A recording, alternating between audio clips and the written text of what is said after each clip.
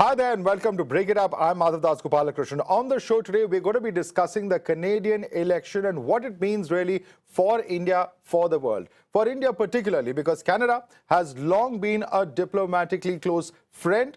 In recent years, those diplomatic ties have really soured. What can we expect now with Mark Carney's victory? It's the fourth successive victory for the Liberal Party. And of course, we know how before the election, dramatically, Justin Trudeau had to step down, making a way for the 60-year-old banker to actually come in and lead the Liberal Party. What are the issues that were at play? And for Indians in particular, the loss of Jagmeet Singh is going to be seen as something crucial, though his party will still perhaps play an important role in Canadian politics, particularly as far as the ruling alliance is concerned. To talk about that, I have with me Daniel Boardman, who's a Canadian journalist. Also with me is Puneet Sahni, researcher on the evolution of Sikh identity and Khalistan terrorism. Thanks, gentlemen, for joining us this evening. Daniel, let me begin with you.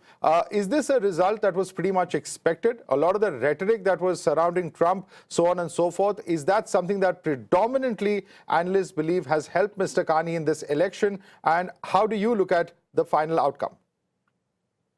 Yeah, I mean, the polls were, you could say, right or wrong, depending on your reading of them. So I think Donald Trump played the huge factor in the election. I mean, I like to say this election in Canada is about who do you hate more, Donald Trump or Justin Trudeau? And the Liberals benefited from Justin Trudeau going away and taking himself out of the news, whereas Donald Trump would come on once a week and tweet some megalomaniacal nonsense about annexing the country. Canada, generally, a big part of left-wing Canadian nationalism is anti-Americanism, whereas the Conservative Party and the conservative movement in Canada is much more pro-American generally. So when the country turns anti-American, it greatly benefits the Liberals.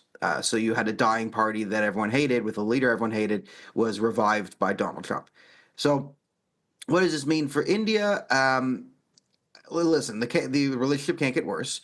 Jagmeet Singh has been removed, so he was really driving the Khalistan, anti-India wedge in his own party. So I expect the NDP to instantly moderate on that issue because I don't think anyone in the NDP really understands the issue. They were probably just following the leader on that one. I think there will be some residual anti-India sentiment left over on the Canadian left because it is seeping into academia and culture and all that other stuff. But Mark Carney, listen, it depends on India here. Mark Carney is a man who will deal with looks like all sides. This is how the Canadians Liberals work. They will work with the Khalistanis and say, listen, we think killing Hindus is a great pastime. Everyone should have a hobby. Kill as many as you want. It's your prerogative. Then they'll turn to the Hindus and be like, oh my God, killing Hindus is bad. No one should kill any Hindus. We will protect you. We are your great savior. So if India is willing to work with Mark Carney, despite Mark Carney probably still working with whatever Khalistani elements in the country, then it'll be fine. But Mark Carney will not spout out, I think, open anti-India rhetoric like Justin Trudeau did. So I don't expect Canada to continue to accuse India of genocide and all that nonsense. But I do expect us to still work with Khalistan. All right. And there are also many people within Canada who India actually wants. So how's that going to play out? Let me bring in Puneet on that. Puneet, what is your guess on what's going to happen? More things change, more they remain the same, because it is ultimately the same Liberal Party. Yes, the Prime Minister face is different. It's not Trudeau, it's Carney this time round. He's perhaps likely to be more pragmatic, is what Daniel is telling us. But the political concerns, the political pressures continue to remain pretty much the same, Puneet. See, you're right. But actually, like Canada is a country in a huge crisis. And, Carney has come, but the things don't change because there are fundamental flaws. To take just 3 points. Trump is saying, I want to make it the 51st state. You would be surprised that the poorest state that is in the United States, the 50 is Mississippi. And Mississippi has a higher GDP than Canada. So Canada is so poor, like few decades back. If you go to Canada, it was pretty much the same going to the US. Now, basically, you make like 60%, like 60 cents to a dollar in America. So the country is in a huge crisis. 98% of their growth rate is coming from immigrants. So you cannot incorporate so many people into that, so that's why you see, so the country and, like the result of this election, if I have to say one thing, is basically demolishment of the NDP, which was the third party under the Khalistani Jagmeet Singh. So they have lost basically 2/3 of their vote. and 80% of that vote has basically gone to liberals and 20% to basically the conservatives.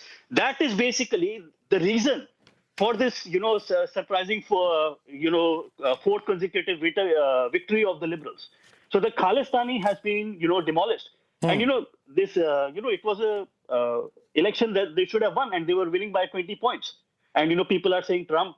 But I also think, you look at, if you have to look from the Indian lens, they had, this person called Stephen Harper in the Conservative Party. And Conservative are like the BJP of India. And Stephen Harper was kind of like an Atal Bihari Vajpayee kind of a period. He was polite, but he was firm. He was kind of a statesman. And I would really, request your audience to basically look at the statement that he had given on 25th anniversary of the Air India bombing. And he had basically said India is like such a great forward-looking country. And, we invite people to come here to make a good life, but we don't want this, to bring terrorism and blood feuds. And this has to stop. So he was right. And he was respected. And now they brought this, Polyev. And Polyev is basically, if you from the BJP, like a Narendra Tomar kind of a guy who doesn't know. So Narendra Tomar was basically folding hand in front of this, Kisan Andolan. And this is what Polyev has done. He has basically, whoever Khalistani said, don't give the ticket to them. I know so many people. He basically rejected their ticket. So he basically completely surrendered to the Khalistanis.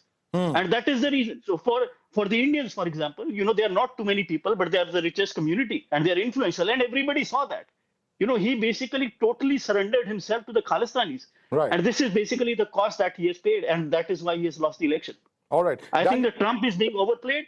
And this Polyev, who basically completely surrendered to the Khalistani and became like a pitiable Narendra Tomar-like figure, he's also responsible for the loss. Right. And, you mentioned Jagmeet Singh over there, Daniel. Is it really a rejection of this kind of Khalistan-centric identity politics by Canadians that you feel has happened? And if that is indeed the case, then what do you think happens to India's demand for individuals who India believes have committed heinous crimes here in India? Do you think that the government is, or the new regime is any much more likely to change the position than we've seen previously?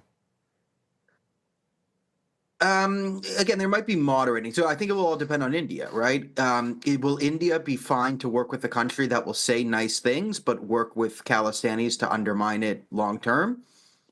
That's, that's a question for India. Fair enough then. And I think also Puneet is right. I mean, if you look at so I don't want to say the election results are like a rejection of Khalistan en masse. Canadians en masse don't understand what Khalistan is. So if you asked the majority of them, they probably wouldn't know. But sentiments in Canada towards this thing are incredibly negative for the people who do know, and awareness is growing. There are certain ridings. So, for example, in Brampton, there are a bunch of PPC candidates who are Indian Canadians who were purged out of the Conservative Party for no particular reason, other than maybe probably Khalistani request. And they sort of formed up and went into the PPC, which is a sort of a joke fake party, but it's for the right, the Conservatives. And they had good showings, and the margin of victory in ridings in Brampton was the PPC. So you kind of do the math there, and you say, okay, had the Conservatives not kicked these people out, and had they not gone to the PPC, and they got a few more thousand votes in these ridings, they actually could have picked up a few ridings there in Brampton. There was a strong independent showing in Abbotsford South Langley, which is a safe Conservative seat that was sold to Sukhman Gill, a 24-year-old son of a blueberry farmer who was a Liberal 15 minutes ago. There was a big independent push to reject him there. So there were elements where an anti-Khalistan vote played in certain ridings in certain communities. You saw a few thousand votes mobilized in ridings to sort of correlate an anti-Khalistan spite vote from the Indian community. And again, it's impossible to know how many votes would the Conservatives got en masse if they didn't, in general, just take a very anti-Indian, anti-Hindu, anti-Indian Canadian track and side fully with the Khalistanis. Because again, the Khalistanis all voted Liberal or NDP anyway, because they get everything they want from those parties. So I don't think the Conservative Party really understood what they were getting into bed with, or they did and they just thought they could take the money and everything would be fine because they're up 20 points. All right, And then and it all there's a flies in the record face. 22 Punjabi origin MPs who've been elected to the House of Commons. That's then the earlier elections as well, a much higher number. What impact this has as far as local politics is one question. But Puneet, I'd like to circle back to what Daniel was saying earlier. He's saying that it depends on how much New Delhi wants to work with Ottawa and the regime over there in terms of their own political concerns. The bigger question that perhaps India would have is that what is the regime in Canada and how much is it willing to accommodate India's own political concerns, particularly about individuals, 26 persons, as we all know publicly, who are wanted for crimes here in India. How do you see that? Your question, so it will work to India's favor, but in an indirect way. So, please pay attention to this. So, when this Khalistanis bombed the Air India aircraft, and it was not that this just one aircraft, they found on wiretap several times because of FBI that, they were planning to bomb more planes. And they were not convicted because Canadian system is a joke. In America, they would have been convicted for sure, right? They were found on wiretaps that they are explicitly Babbar Khalsa men trying to bomb planes. So, but Canada did not ban Babbar Khalsa. Canada, they were charities who were accepting donations. When 9/11 happened in America, then America slapped says that everybody has to act against terrorism. And then they basically banned Babbar Khalsa in 2002. Now with Trump administration, which is pro-India and anti-terrorism, if Trump basically, kicks them, then these fellows would start behaving. And you see that, the 6 for Justice guy. But Daniel, do you think that's a fair analysis? Do you think that there would be pressure built up by the Trump regime? Ultimately, Canada will have to work with that regime. And one of the concerns, particularly when it comes to national security, when it comes to terror, we all know what the stand that has been taken by President Trump in the past is. Yeah, I think a big driver of the Canada-India rift was the fact that Biden was the president at the time, so it was a sort of unified left. And I think Indians have to understand that the modern Western left, as it gets more and more radical and we get more and more polarized, India is a villain to the modern left because it's fully co-opted by jihadists and now Khalistanis. And so they're Pakistan, you're India. Trump will play a factor in this because, as we know, the only evidence that Canada had, it's so funny being Canadian, this is such a true story, always, the only evidence we had in a case we were made in international court came from the FBI. So I don't see Kash Patel siding with Mark Carney in the issue of Khalistan. My money is on Kash Patel sides against Khalistan. I would bet that on Polymarket quite vociferously. So will Trump put pressure on Canada to say, like, listen, this is all transactional. Both India and America under Trump are very transactional foreign players. So if India wants something and can work it out with Trump and they could figure out something and it puts pressure on Canada, and if Canada can figure it a transactional way, like, listen, if I was prime minister, I'd say, okay, yeah, fine, we'll stop doing terrorism so we can trade and make money. Like that just makes sense to me. Like I wish we could just build infrastructure and pipelines and then sell stuff. Like India needs oil, India needs minerals. Absolutely. We need money. It's in Canada's interest when it's under so much pressure from the United States to actually do business and improve trade with India and improve its own diplomatic ties, isn't it, Puneet? Because that's something that would work for Canada. No, again, I think Canada is basically a Pakistan of the West. And basically, these Khalistanis have infiltrated. I don't think it can act in a sane way. It is basically a Pakistan-like state, and you can only set cost on it to behave in a nice manner. And with Trump, we have a friend, and he's like serious about terrorism, and we can get a lot done. And I give you an example. For example, when Trump came and he started, he took one guy, this Khalistani, who was basically released by Biden. So he caught them and he said, we are going to take care of this Babbar Khalsa guy who is involved in bombing. You would be surprised. And I actually translated a few of their, postings from Punjabi to English. You can see on my Twitter feed. This SFJ guy, Pannu, they have become Gandhians. What they are writing is, please don't indulge in any hooliganism. Please don't support any crime. Please don't support any murder. Please don't support any dacoity. We are peaceful people. We believe in a democracy. And we have warned you so many times, Khalistanis, don't act like that.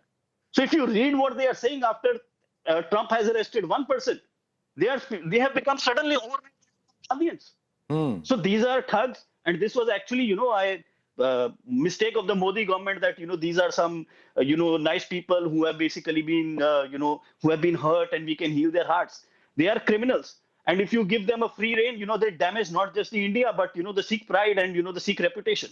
So these are criminals, and they need to be dealt with criminals. And I appreciate President Trump and who's basically acting like that. All you right. act with terrorists, and that is the way you have to deal with them, and that is the only solution. All right, we'll leave it there. Puneet Sahni, Daniel Broadman, I'd like to thank both of you for joining us and sharing with us your perspectives. What action will Canada take on these individuals remains a big question, a big concern for India. And also, of course, if Mark Carney is serious about trying to mend diplomatic ties with India, he will have to show and demonstrate that he is serious on taking some kind of action on the individuals who India also wants. Thanks so much for joining us on this edition of Break It Up.